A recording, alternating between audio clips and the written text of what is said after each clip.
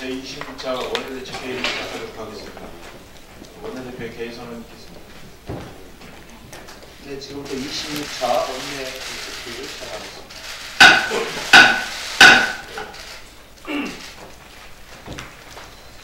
네, 문재인 대통령께서 어제 확대 경제장관 회의를 주재하면서 최저임금 인상과 노동시간 단축에 관해서는 필요하면 보완대책이 필요하다라는 언급을 했습니다.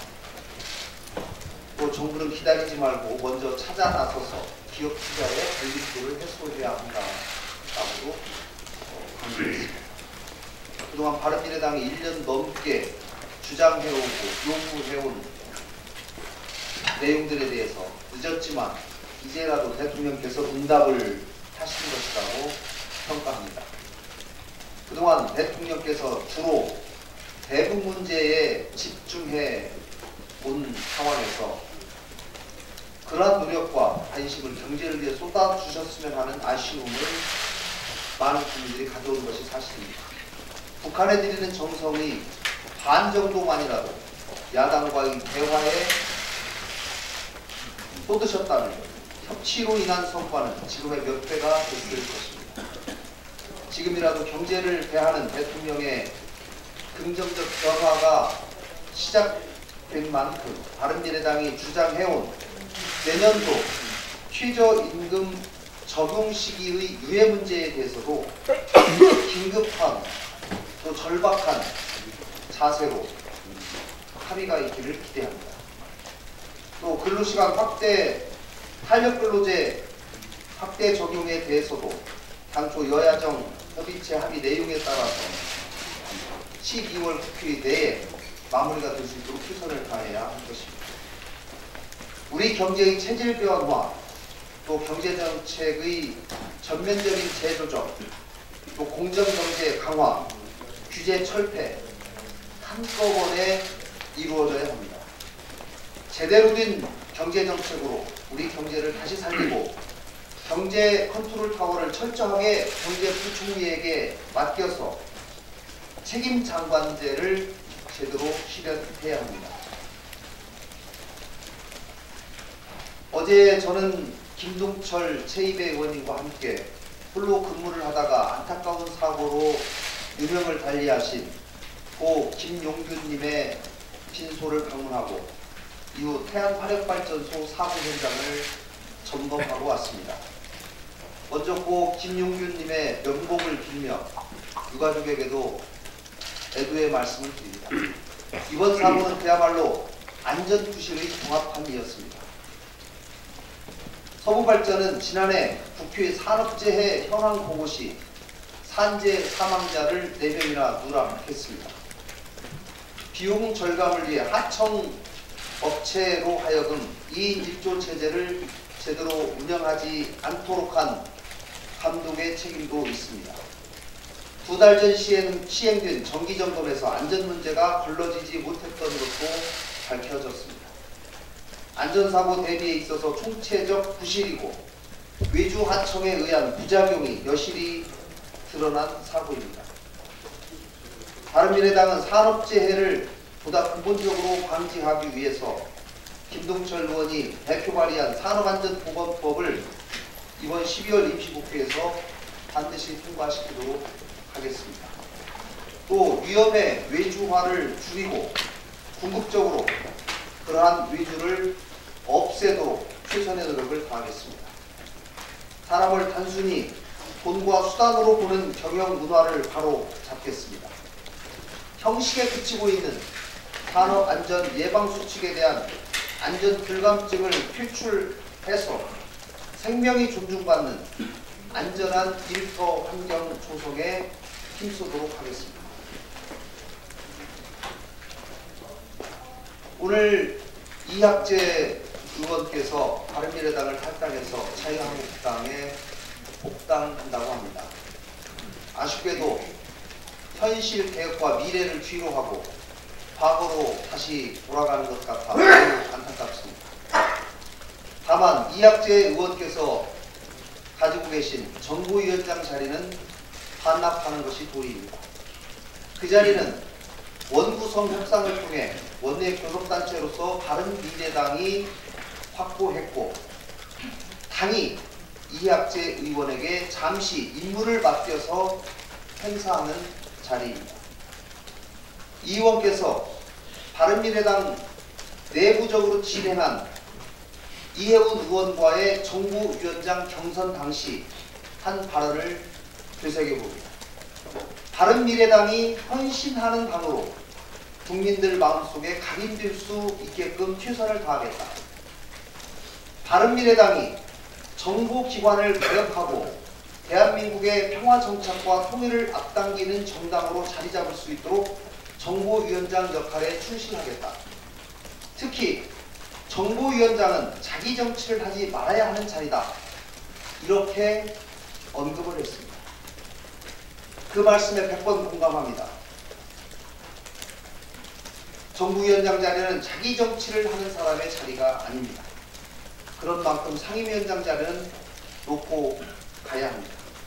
이 문제를 인해서 바른미래당과 자유한국당 간에 불필요한 정치 공방을 나태하거나 우웩거리를 증폭시켜서는 안 됩니다. 제가 어제 자유한국당 나경원 원내대표에게도 이학재 의원의 입당 전에 정부위원장 문제를 정확하게 해결하고 매듭 지어줄 것을 부탁했습니다. 이 문제가 해결이 되지 않는다면 앞으로 자유한국당과의 공조체제에 심각한 문제가 발생할 수밖에 없다는 점을 말씀드린 바가 있습니다. 나 대표께서도 개인적으로는 정부위원장 자리를 가져오는 것이 바람직하지 않다라고 생각을 하고 이 문제를 다루겠다고 말씀하신 만큼 이 문제가 원만하게 매듭 지어질 것을 다시 한번 촉구합니다. 당을 옮기더라도 정치적인 도리는 지켜야 합니다. 이상입니다. 네, 고용재난과 경제 비상 상황이 이미 현실화된 상황에서 문재인 대통령은 신선 노름에 빠져 도끼자루 썩는 줄 모르고 있습니다. 지난 11일 고용노동부 업무보고를 받는 자리에서 현장에서 체감해보니 최저임금 인상 속도가 너무 빠른가요? 라는 늦어도 한참 늦은 질문을 하는가 하면 17일 청와대 확대경제회의에서는 최저임금 인상, 노동시간 단축과 같은 새로운 경제정책은 경제사회의 수용성과 이해관계자의 입장을 조화롭게 고려해 국민 공감 속에서 추진하는 게 무엇보다 중요하다라는 알맹이 없는 이야기만 하고 있습니다. 문재인 대통령은 당장 2019년 1월 1일부터 적용될 최저임금 인상에 대한 구체적인 입장을 내놓아야 합니다. 먼저 정부의 최저임금법 시행령 개정 시도를 중단해야 합니다. 정부의 최저임금법 시행령 개정안은 소정 근로시간에 유급 처리된 시간을 추가로 포함을 시켜 실질적으로 최저임금을 인상하는 결과를 초래하게 됩니다. 이러한 최저임금 인상의 부작용을 막기 위해 바른미래당은 소정 근로시간에서 주휴 시간은 제외하는 최저임금법 개정안을 발의해 놓았습니다. 이러한 법안에 대한 입장을 구체적으로 밝혀야 할 때입니다. 그리고 두 번째로 내년 1월부터 적용되는 10.8% 인상되는 최저임금에 대한 10.9% 인상되는 최저임금에 대한 대책을 제시하여야 합니다. 이에 대해 바른미래당은 2019년 최저임금 인상 시점을 7월 1일로 6개월 늦추는 최저임금법 개정안을 발의해 놓은 상태입니다. 이에 대한 구체적인 입장을 내놓아야 할 때입니다. 다행히 국회에서는 여야정 실무협의체에서 이에 대해서 협의하기로 했습니다. 이런 국회의 노력에 응답해서 문재인 대통령의 가시적이고 구체적인 조치를 촉구합니다. 청와대에 미꾸라지가 나타났습니다. 청와대에 나타난 미꾸라지는 내부적의 전조 현상입니다. 박근혜 전 대통령의 김기춘 비서실장과 우병우 민정수석은 청와대로 덕꾸라지였습니다. 마찬가지 지금 청와대에서도 미꾸라지 논쟁이 한창입니다. 생각보다 심각한 상황입니다. 김은경 전 환경부 장관에 대해서 올해 재활용 쓰레기 대란 사태를 놓고 이에 대한 첩보를 생산하라는 지시가 있었다라고 감찰반원이 주장하고 있습니다. 또 9월 환경부가 흑산도 신공항 건설에 반대하자 더 강도 높은 첩보 지시가 내려왔다라고 주장을 하고 있습니다. 이에 대해서 청와대 대변인은 이러한 첩보 지시가 있었다. 하지만 부처가 엇박자와 인사전행 등 직무 관련 소문을 확인하라는 취지의 직무감찰이었다. 그래서 정당하다라는 입장을 내놓고 있습니다. 전혀 정당하지 않은 직무감찰 지시사항입니다. 행정부의 정책에 대한 직무감찰은 인적감찰이 아니라 행정사무감찰을 통해서 이루어져야 합니다. 하지만 청와대는 장관을 상대로 한 대의감찰을 지시를 했습니다. 또한 정부의 중요 정책 결정에 대해서는 직무감찰의 대상에서 제외되어 있습니다. 직무감찰 규칙에 규정되어 있는데요. 하지만 청와대가 지시한 이 두 가지 사항들은 모두 정부의 정책 결정 사항으로 직무감찰 대상이 아님에도 불구하고 인적 감찰을 지시한 것으로서 심각한 원권 행위입니다. 청와대의 미꾸라지가 생각보다 심각한 상황입니다.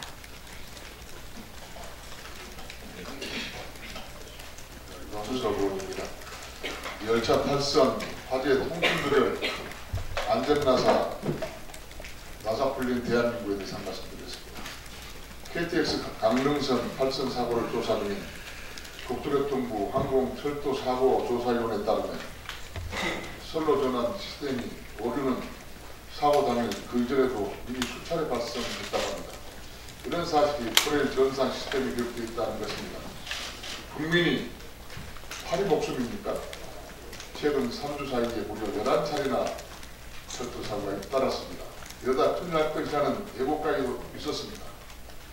코레일 사장이 책임지고 물러났다고 해결될 문제가 아닙니다. 또 비전문가 친문인사가 낙하산으로 내려갈 테니까요. 그뿐입니까? 고향의 열 수송관 파열, KT 통신국 화재, 대한민국을 하루가 멀다 하고 사회 기반 시설이 마비되는 대형 사고로 골머리를 썩고 있습니다. 영안아치 속에 20년 넘은 열수 송수관이 터지는가 하면 개통 1년도 채 되지 않는 강릉선 KTX 열차가 탈선한 것입니다. 평소 안전하고 믿던 사회 기반 시설이 잇따라 멀어지면서 국민들은 불안감에 떨고 있습니다. 개인차로 대응이 불가능한 이러한 사고는 모를것만 안겨줄 뿐입니다. 정부는 근본적인 안전종합대책을 내놓지 못하고 사고가 나면 호동비를 수수하는 방법이다. 며칠 지나면 언제 그런 일이 있었나는 듯이 아니랄 짝이 없습니다.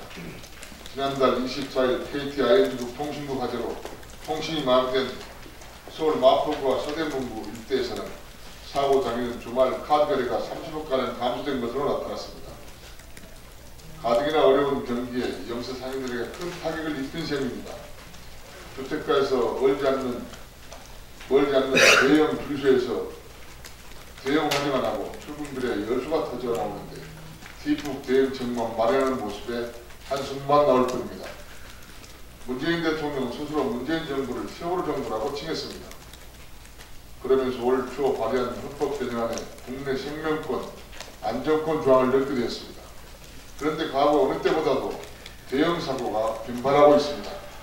제천 스포츠센터 화재, 밀양 세종백원 화재, 서울 강도동 어린이집 붕괴 등 대형 참사가 잇따르고 있습니다.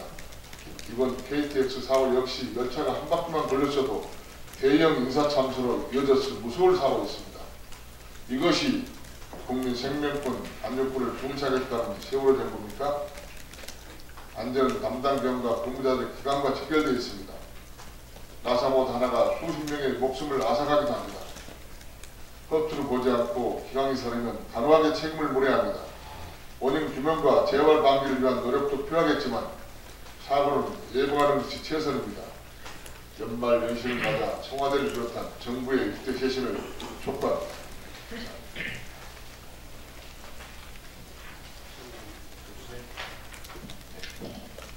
제가 말씀드리겠습니다.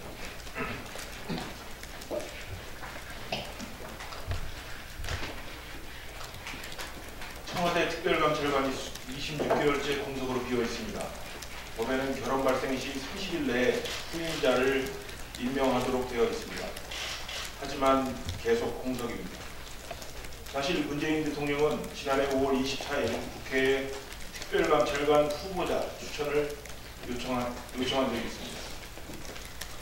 이에 대해 민주당은 대통령 눈치 보지 않고 샅샅이 감시하고 근절할 표청천 같은 특별감찰관을 추천하겠다고 했습니다. 친인척과 측근 비리를 근절하겠다는 대통령의 의지를 보여준 것이라고도 평가했습니다. 하지만 2017년 12월 청와대 민정수석까지 참여한 당정청 회의에서 조국 민정수석은 이제 공수처 문제를 마무리할 때가 됐다라는 발언을 한 이후 특별감찰관 제도는 민주당에게 뇌물단지로 전락합니다. 민주당과 청와대는 몇 달 뒤 180도로 말을 바꿨습니다. 특별감찰관은 제도상의 한계가 있다. 공수처가 만들어지면 특별감찰관은 흡수될 것이다. 라는 말로 손바닥 뒤집듯 입장을 바꿨습니다. 청와대 스스로가 특별감찰관법 자체를 무력화시켜버린 것입니다. 아이러니하게도 최근 불거진 청와대와 관련된 논란, 그로 인한 책임론의 대상이 다름 아닌 조국 민정수석입니다. 일련의 과정을 겪으면서 문재인 청와대가 가지고 있는 내부 통제에 대한 관념, 법치주의와 국법 수호에 대한 관념에 대해 우려를 금할 수 없습니다. 법이 정한 사안은 취사 선택의 대상이 될 수 없습니다. 전략적 판단의 대상이 되어서도 안 됩니다. 우윤근 대사 관련 새로운 보도가 연일 쏟아지고 있습니다.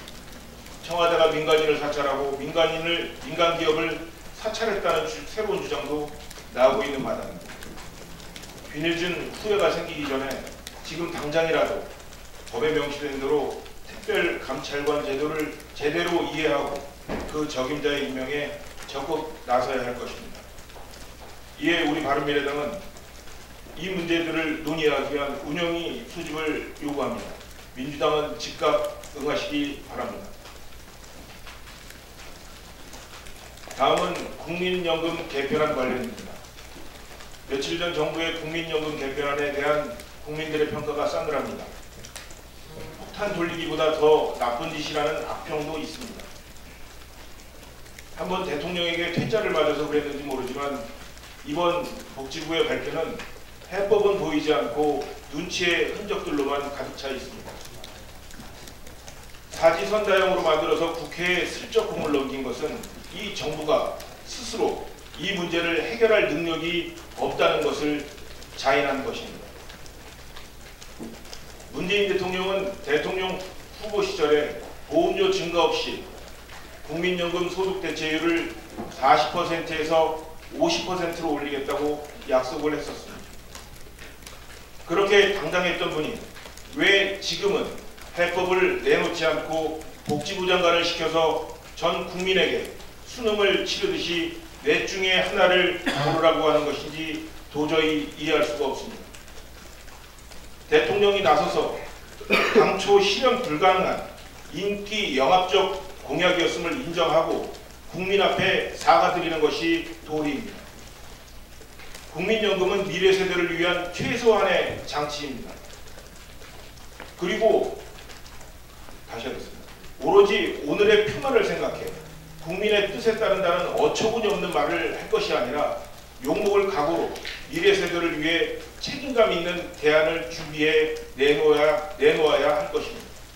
복잡한 말로 그럴싸한 선전으로 속세 무민해서는 안 된다는 말입니다. 이상입니다.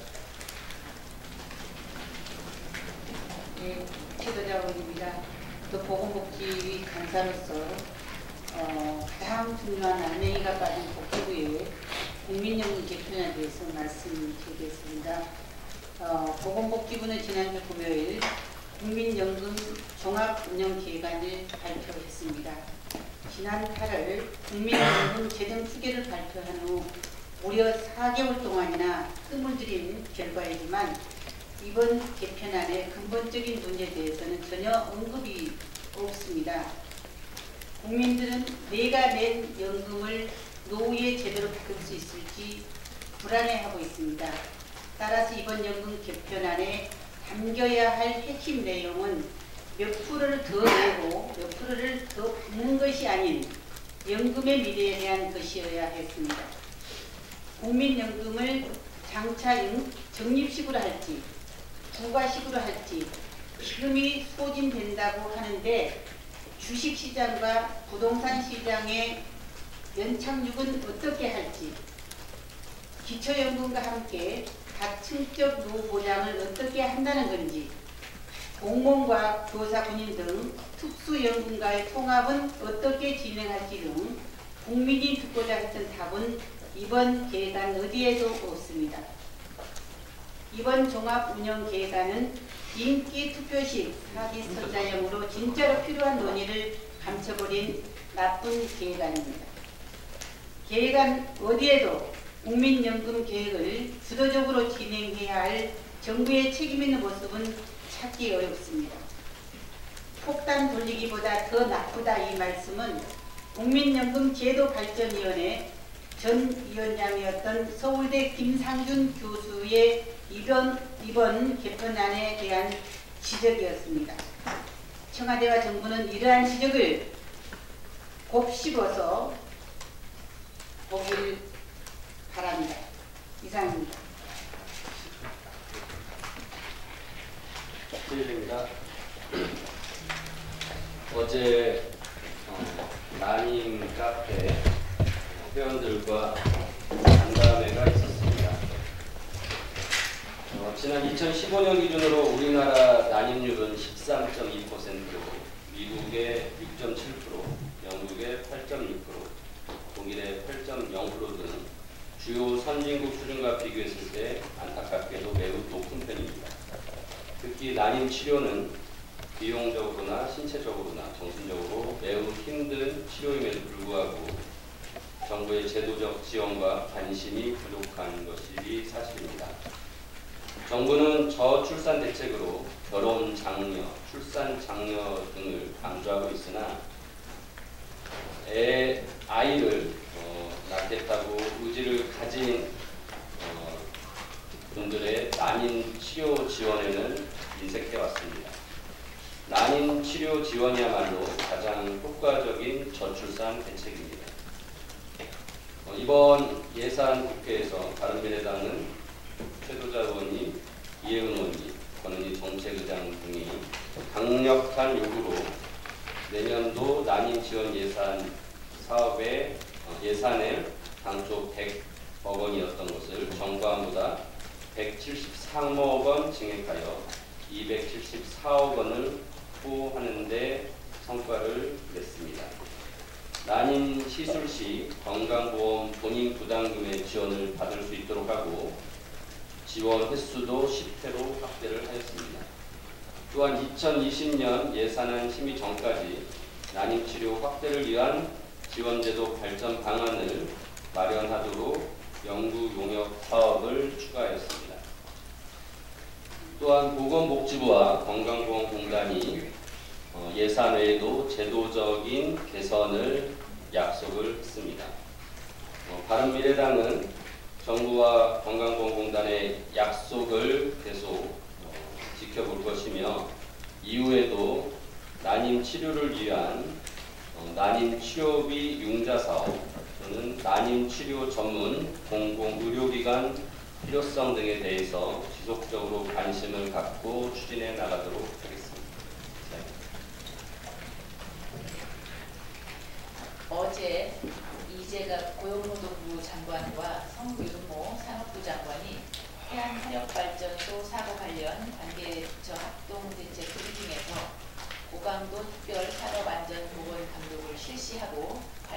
책임자 처벌은 물론 위반 사항은 모두 개선하겠다고 발표를 했습니다. 구체적인 대책으로는 위험 설비 점검 시 2인 1조 근무 시행, 경력 6개월 미만 직원 현장 단독 작업 금지 등 지금보다 진일보한 내용이 일부 담겨 있습니다. 그러나 정부가 사전 예방 감독을 소홀히 하다가 사고가 나면 그제서야 특별 감독에 나서는 패턴이 이번에도 반복됐습니다. 문재인 대통령은 지난 대선에서 안전 때문에 눈물 짓는 국민 단 한 명도 없게 만들겠다고 약속을 했으나 지금까지 위험의 외주화도 불합리한 원하청 관계도 개선되지 않았습니다. 이번 사고의 근본 원인은 위험의 외주화를 하면서 발전사들이 충분한 안전 비용을 지불하지 않았다는 데 있습니다. 석유발전은 물론 정부의 책임도 무거운 이유는 사고를 막기 위한 예방행정에 소홀했기 때문입니다. 경영평가와 감사원 감사를 이유로 공기업들은 안전과 관련된 분야에서도 적정 마진을 보장하는 수의계약을 체결하지 못하고 저가 입찰을 시행해왔습니다. 치열한 경쟁 속에 하청업체들은 원가에도 못 미치는 비용으로 수주해서 이익을 남기려다 보니 안전에 소홀하고 인력을 최소한으로 운영해왔던 게 사실입니다. 산업 현장에서 인명사고를 줄이려면 당장 불합리한 원하청 간 계약 방식을 바꿔서 안전 문제에 충분히 투자할 여력을 만들어줘야 하고 정부도 조속히 위험의 외주화 자체를 없애기 위해서 노력해야 합니다. 국회도 바른미래당이 주도적으로 논의해서 12월 임시국회에서 산업안전보건법을 통과시키기로 합의를 했습니다. 그러나 법안만 통과된다고 당장 사고를 막을 수 있는 것은 아닙니다. 안전문제 관리를 위해서는 체계적인 예방행정과 산업 현장을 아우르는 정부의 역량이 무엇보다 중요합니다. 정부는 규제와 처벌뿐만 아니라 산업 및 안전 관련 부처의 예방행정 제고 방안도 내놓아야 합니다. 저도 두 가지만 이야기하겠습니다. 이 문재인 정권이 이 민간인 사찰법이라는 이름으로 이대수 장군을 죽여놓고 자기들 뒷구멍으로는 원래 민간인 사찰을 계속 해왔다는 것이 밝혀지고 있습니다. 인두법을 쓰고는 도저히